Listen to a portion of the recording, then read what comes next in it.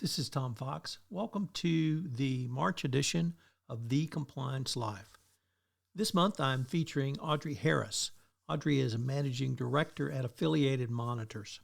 Audrey has one of the most interesting careers in compliance, having begun just after the turn of the century in private practice investigating FCPA cases, working as a chief compliance officer at an international company, going back into private practice, and now taking all of that knowledge to Affiliated Monitors to help companies build out compliance programs. In this fourth and final episode, we take a look at Audrey's move to Affiliated Monitors. The Compliance Life details the journey to and in the role of a Chief Compliance Officer. How does one come to sit in the CCO chair? What are some of the skills a CCO needs to successfully navigate the compliance waters in any company? What are some of the top challenges CCOs have faced, and how did they meet them? These questions and many others will be explored in this new podcast series. The Compliance Life is hosted by Tom Fox, and each month he'll present the story of one CCO through 4 episodes. The Compliance Life is a production of the Compliance Podcast Network. We're going to have a quick word from our sponsor, and then we'll be right back with Audrey Harris on The Compliance Life.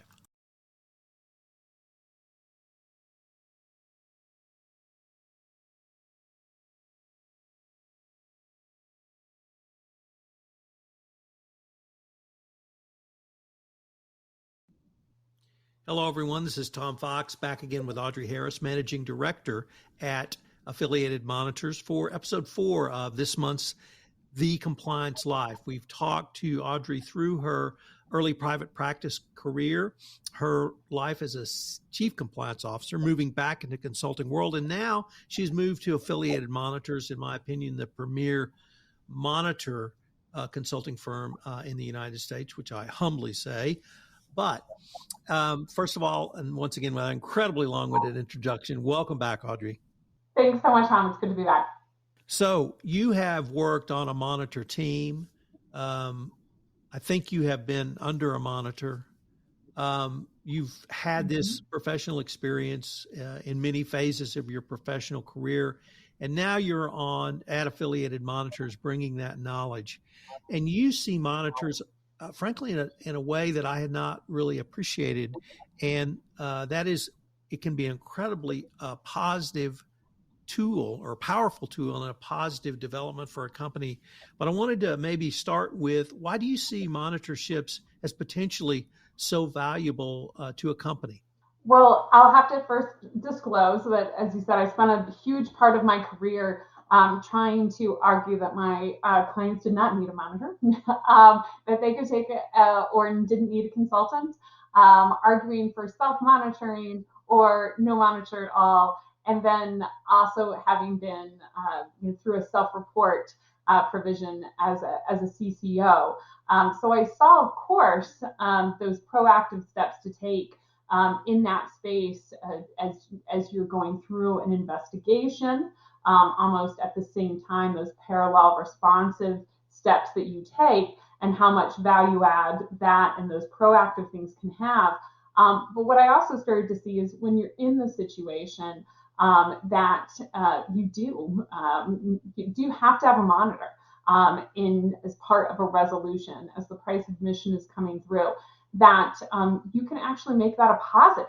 And that really goes along with what I learned, not only in-house, but as an external, going through those self-reporting, the monitorships for my companies, the compliance consultants for my companies.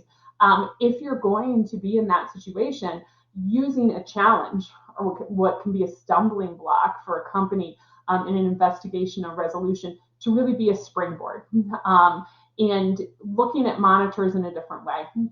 I think for a lot of times, some of my experience has been this too, of monitors redoing an investigation are being much a gotcha approach.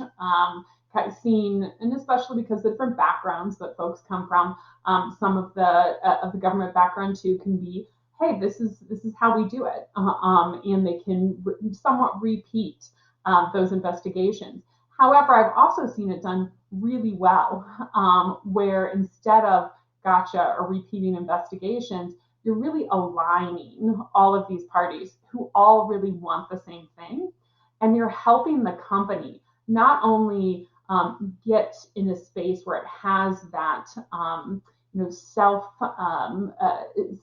I would say continuous feedback loop on its program where it is self-sustaining as it goes forward and can really help it. You're helping the government make sure that at their resolution that they're not going to be embarrassed or see a recidivist situation. That what they see in that company is what they're going to get going forward for compliance. But you're also helping, hopefully, that commercial case that we were talking about in our last episode for that company in building that value in their compliance program that can help them, going forward. But it's not the monitor's program. It is the company's program. So there's lots of things that the monitor can do in that value proposition that can help a company, but they have to really be the ones who own it in that space to make it that self-sustaining, growing commercial benefit at the end of the day.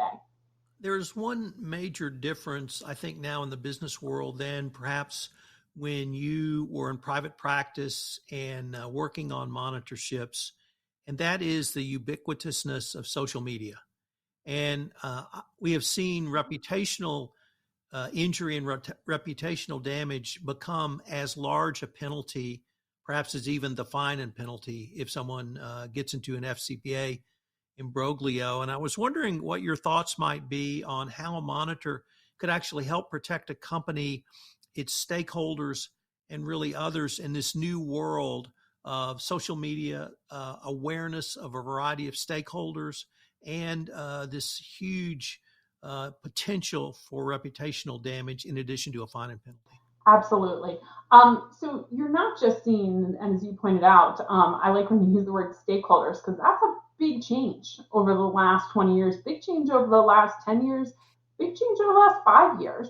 And what companies are looking to, not just their shareholders, but as the Business Roundtable, pointed to in 2019, really all your stakeholders, from employees to government enforcement, to your supply chain, right, to your communities that you operate in.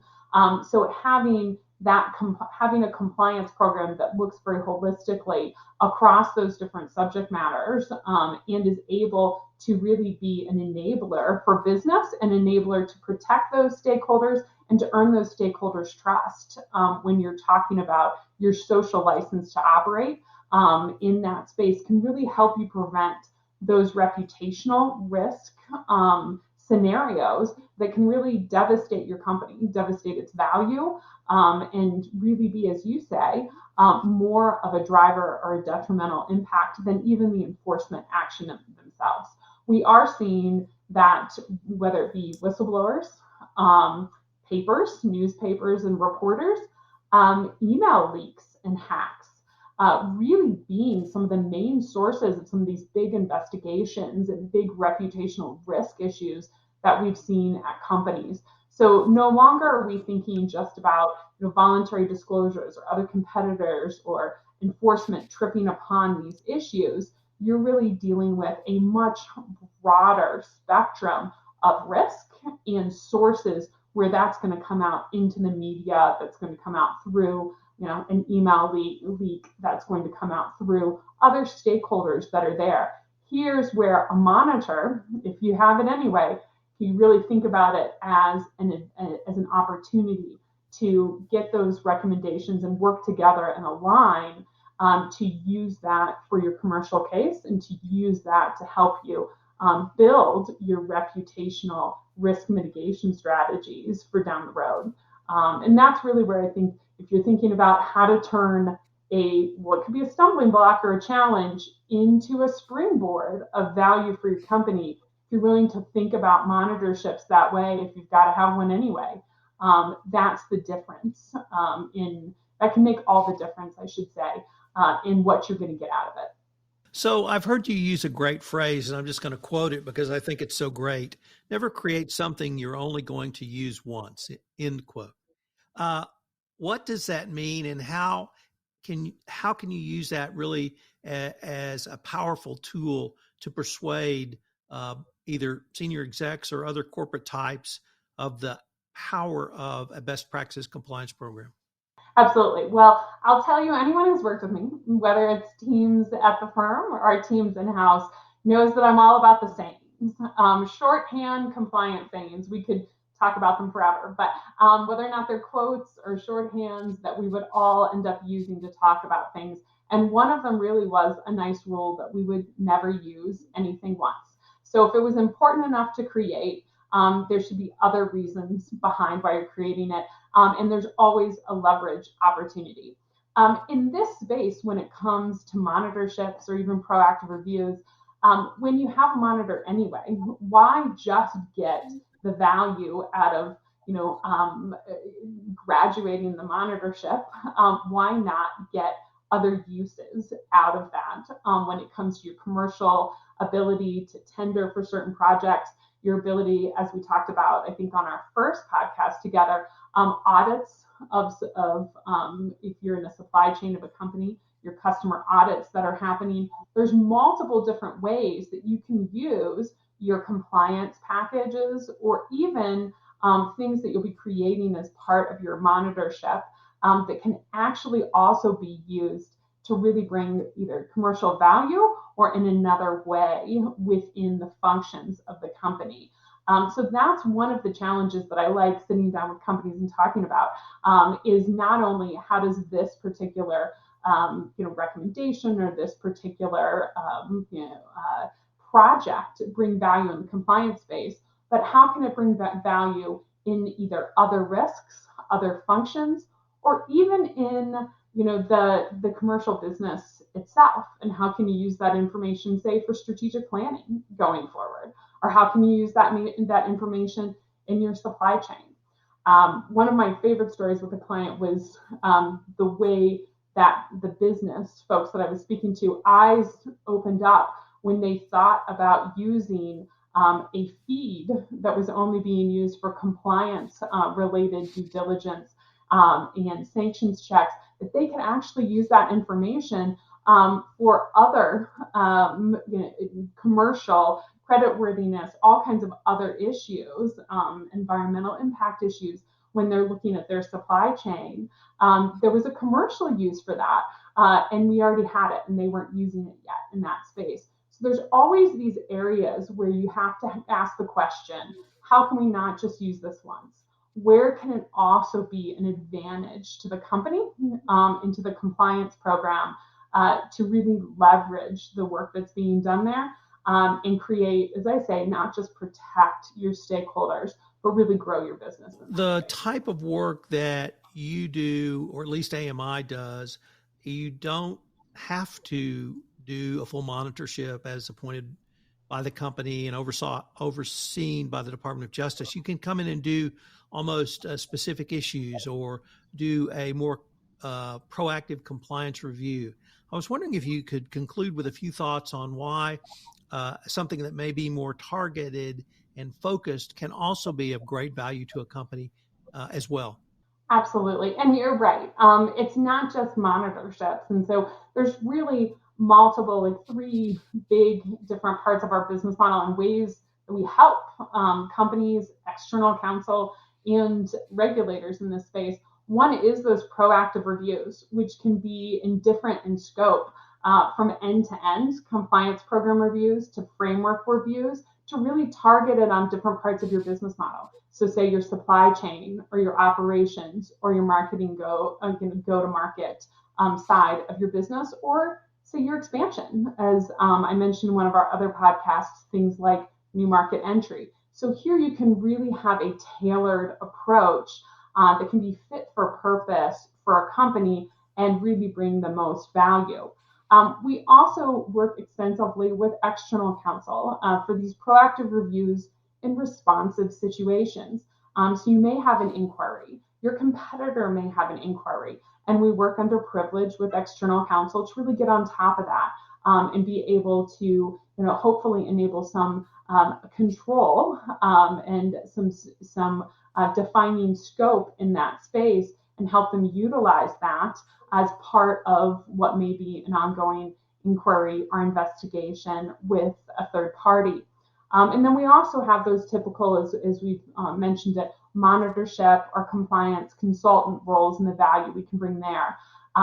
Finally, we have this fourth set of what I'll call checkups that we do as well, where companies who may have had monitorships or have gone through resolution want to come back and get health checks in that space, where they can say, we've already been through this and we want to check in and see where we're going, because we've seen the value of being able to refer to our graduation from a monitorship.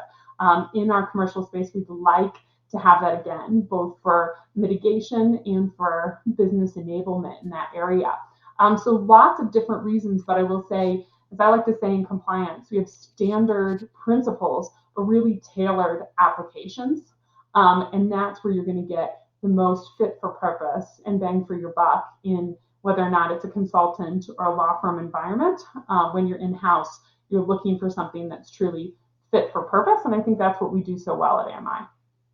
Well, Audrey, unfortunately, we are near the end of our time for this concluding episode, but I wanted to thank you again for taking the time to visit with me for this month-long exploration of your career on The Compliance Life. It's a fascinating story and study, and I greatly look forward to continuing our conversations. Absolutely. Thanks so much for the time. It was great talk. Hello, everyone. This is Tom Fox. Thank you again for listening to this episode of The Compliance Life. The Compliance Life is a production of the Compliance Podcast Network. If you would like to be featured on The Compliance Life, please give me an email at tfox@tfoxlaw.com. Also, if you like this series, please give us a rating on iTunes. Any review and rating would definitely help get the word out about the latest addition to the Compliance Podcast Network. Thanks again. This podcast is a part of the C-Suite Radio Network. For more top business podcasts, visit c-suiteradio.com.